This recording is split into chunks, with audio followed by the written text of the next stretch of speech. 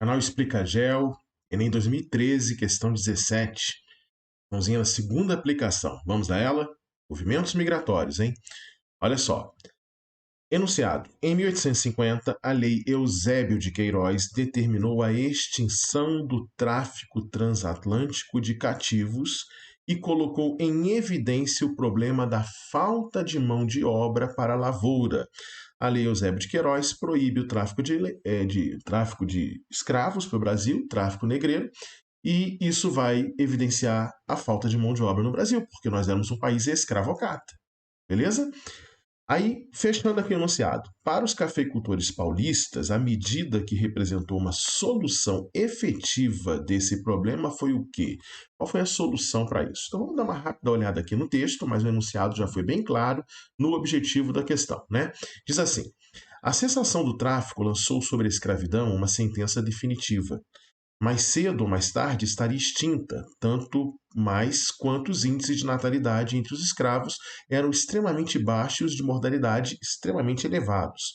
Era necessário melhorar as condições de vida da escravaria existente e, ao mesmo tempo, pensar numa outra solução para o problema da mão de obra. Problema da mão de obra com o fim da escravidão no Brasil. Lembra das leis abolicionistas, né? A gente tem em 1850 a Lei Eusébio de Queiroz, proibiu a entrada de escravos no Brasil, depois teve entrada ainda clandestina, mas oficialmente a proibição é 1850.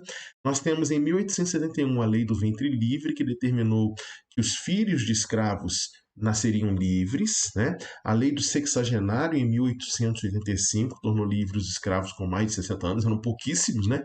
Porque eles não viviam esse tempo todo, né? Era raríssimo, né? A expectativa de vida no Brasil era muito baixa, né? Imagina dos escravos, né? E por último, em 1878, a mais importante, a Lei Áurea, né, que aboliu a escravidão. Vai faltar mão de obra no Brasil. Como é que a gente vai repor isso? Com imigração. Tudo bem? A imigração já vinha acontecendo no Brasil desde o princípio do século XIX. Lá por volta de 1824, a imigração vinha no crescente no Brasil, mas se concentrando principalmente na região sul do país, tudo bem? A imigração aqui para a região sul, ela tinha como objetivo principal povoar a região sul, que era território nacional, mas era muito despovoada, né? Então atraímos italianos, atraímos alemães, atraímos eslavos, né? Que são aquela etnia, né? Aquele grupo, né? Do leste da Europa, Rússia, Ucrânia, Polônia, para povoar os estados do Rio Grande do Sul, Paraná e Santa Catarina, né? Uma imigração muito importante que trouxe muita diversificação cultural, diversificação econômica no Brasil, a prática da policultura, a indústria doméstica. Então foi uma imigração muito importante para a região sul. Mas essa imigração de substituição de mão de obra, ela vai crescer a partir de 1850. Então, a partir desse momento aqui no gráfico, ela vem num crescente e explode no final do século XIX e início do século XX. Por quê? Porque vai faltar mão de obra. E essa imigração, ela é basicamente para a região sudeste, chegando a alcançar o norte do Paraná, mas basicamente a região sudeste é substituir mão de obra aonde? Aonde era a base da economia brasileira. E qual era a base da economia brasileira? Agroexportação. Agroexportação de quê? Café. Cafeicultura. Então é substituir o trabalho escravo na cafeicultura dos negros, né, escravizados, agora livres pela mão de obra imigrante, pelos estrangeiros.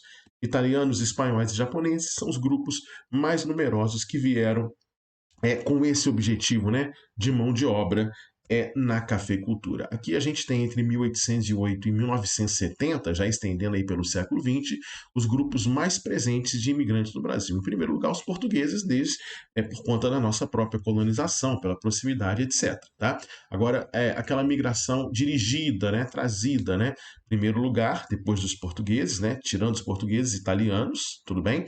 Seguido de espanhóis, né, depois japoneses e alemães mais ou menos empatado, e outros grupos diversos aí em percentuais pequenos, somados 17%. Tudo bem? Então o objetivo é exatamente esse: mão de obra, tudo bem? Vamos atrair a imigração europeia para compensar essa falta de mão de obra com as leis abolicionistas. Vamos lá. A medida que representou uma solução efetiva para solucionar esse problema de mão de obra foi a valorização dos trabalhadores nacionais livres? Não.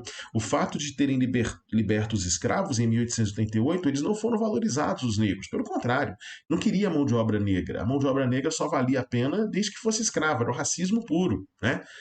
Até hoje é presente no Brasil. B. Busca por novas fontes fornecedoras de cativos, vão buscar escravos em outros lugares? Também não foi essa a opção. C. Desenvolvimento de uma economia urbano-industrial? Também não. Essa questão da economia urbano-industrial só vai se desenvolver no Brasil a partir da década de 1930, com a crise da cafeicultura. Mas nesse final do século XIX, princípio do século XX, trazer um imigrante para a mão de obra foi a alternativa escolhida.